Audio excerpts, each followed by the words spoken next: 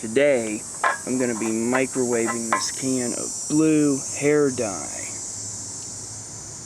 Extremely flammable aerosol can. This should be an amazing combination. A really cool microwave episode.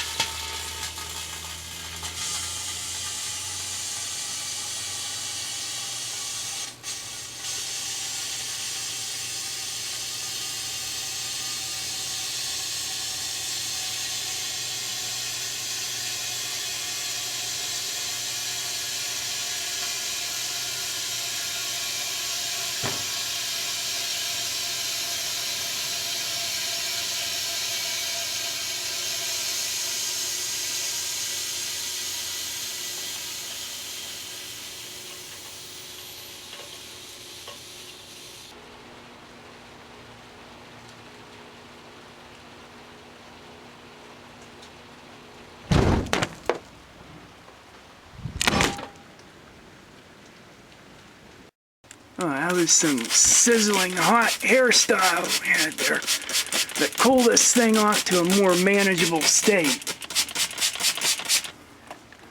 And leave it sit for a little bit. That little lady there packed quite a powerful punch. Wow. Did not expect it to blow the door open with so much force and knock the camera over like that.